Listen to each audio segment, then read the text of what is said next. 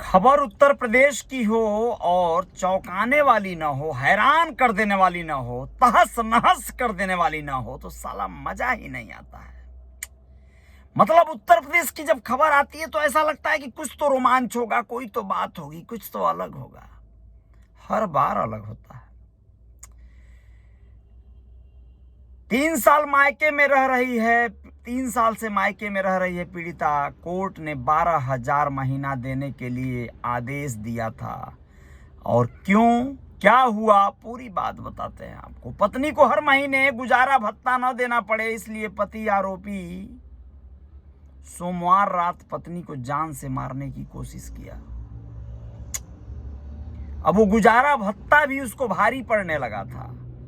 छोड़ने में कोई दिक्कत नहीं थी, लेकिन उसे भत्ता न देना पड़े इसलिए उसे मार देना ठीक है। इस तरह की व्यवस्था बनाने का कवायद किया। आरोपी ने अपने साथियों के साथ अपनी पत्नी को सास के ऊपर हमला कर दिया, पत्नी और सास पर, और तमंचे से गोली चला दी। इसके बाद उसने चाकू से भी दोनों के ऊपर कई वार किए, जिससे पीड़ित महिला घायल हो गई। गोली चलने से इलाके में बीच चौराहे गोली चलने से अफरा तफरी भी मच गई।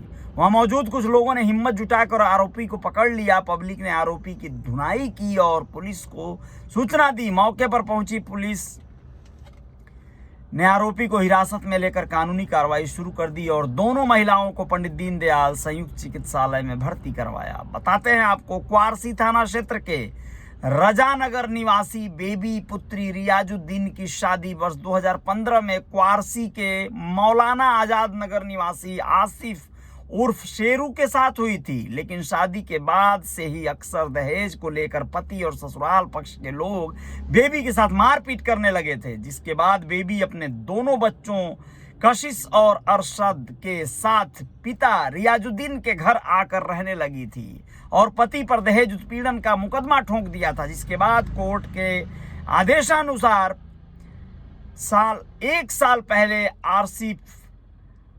आसिफ के खिलाफ निर्णय देते हुए उसे हर माह पत्नी को 12,000 रुपए गुजारा भत्ता देने के आदेश दे दिए थे कोर्ट ने, लेकिन वह रुपया नहीं दे पा रहा था और सोमवार रात इस घटना को अंजाम दे दिया। सोचिए, उसके बच्चों की परवरिश के लिए कोर्ट ने यह आदेश दिया था ना। 2 बच्चे पैदा कर दिए हो, पत्नी है, कहाँ जाएगी। 12,000 बहुत सस्ता है बे, लेकिन नहीं, उसे तो मौत सस्ता लग रही थी, उसको मार देना। पति ने अलग होने के बाद बेबी अपनी मां मक्खो के साथ ताला नगरी स्थित एक फैक्ट्री में काम करती है। सोमवार रात वह काम पूरा करने के बाद अपनी मां के साथ घर लौट रही थी। क्वारसी चौराहे के पास वह टेम्पो से उतरी और दोनों रजानगर की ओर पैदल जाने लगी। तभी कमिश्नरी के सामने आरोपी पति आसिफ वहां आ गया और अपने साथियों के साथ हमला कर दिया। उसने तमंचे से फायर किया तो कई छर्रे बेबी के चेहरे पर लगे, जिसके बाद उसने चाकुओं से वार करना शुरू कर दिया। जब सास ने बचाने की कोशिश की तो उसने उसके ऊपर भी हमला कर दिया। क्वारसी इंस्पेक्टर विजय सिंह ने बताया कि लोगों की सहायता से आरोपी आसिफ को पकड़ लिया गया, जिससे पूछताछ की जा रही है। दोनों घायल महिलाओं को अस्पताल में भर्ती करवा दिया गया है। पीड़ित पक्ष की ओर से अभी तहरीर नहीं आई है। उन्होंने बताया कि तहरीर आने के बाद उसके आधार पर मुकदमा दर्ज करके पूरी कार्रवाई की जाएगी।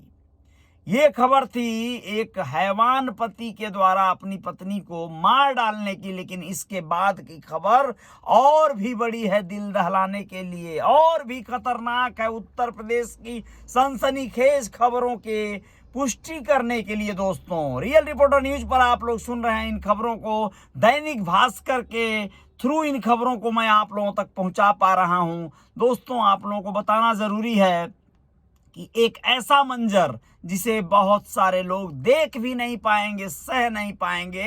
एक युवक जो ट्रेन की पटरी पर पहले कट गया, यानी सुसाइड किया, और उसके बाद वह कुछ देर तक जिंदा था।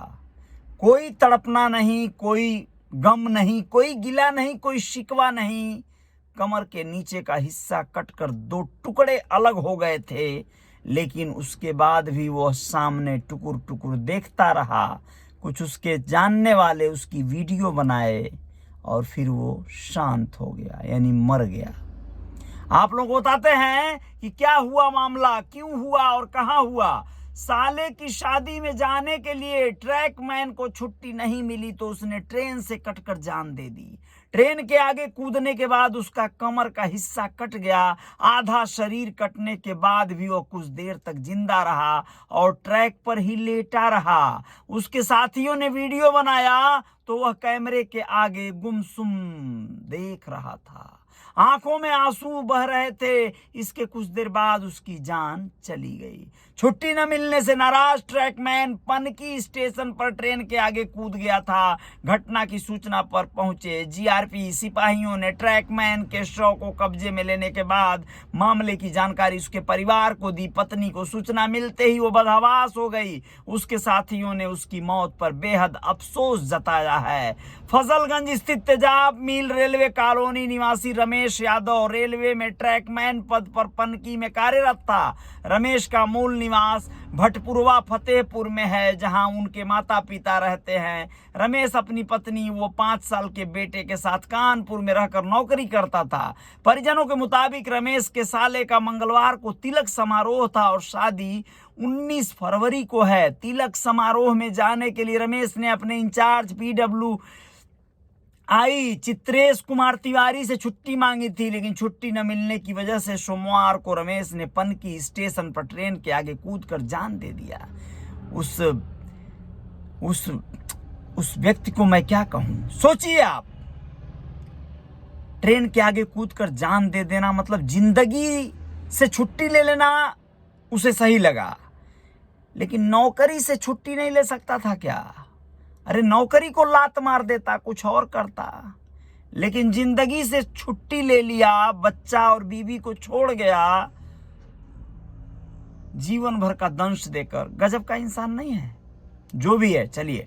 ट्रैकमैन मृतक रमेश यादव के दोस्तों ने बताया कि 2014 में उसके पिता धर्मपाल यादव के स्थान पर उसको नौकरी मिली थी, जिसके बाद वह फतेहपुर से अपनी पत्नी और एक बेटे को लेकर तेजाब मिल रेलवे कॉलोनी में रहता था।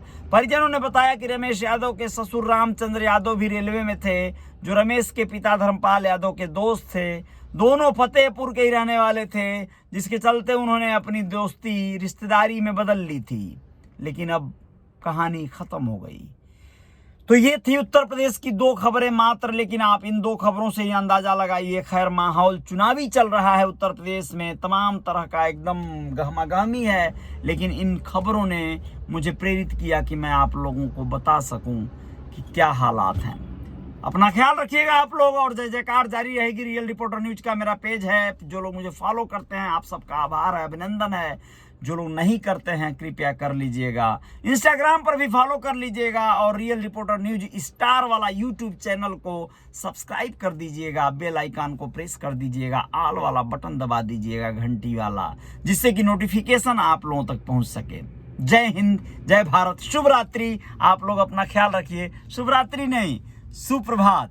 यह सुबह हो चुकी है, 4 बजने वाला है। मैं जगा हूं इसलिए कि मैं गाड़ी पर हूं अपने। जयकार, जोरदार जय जयकार जारी है। बहुत बहुत धन्यवाद। चलिए, बहुत बहुत शुक्रिया।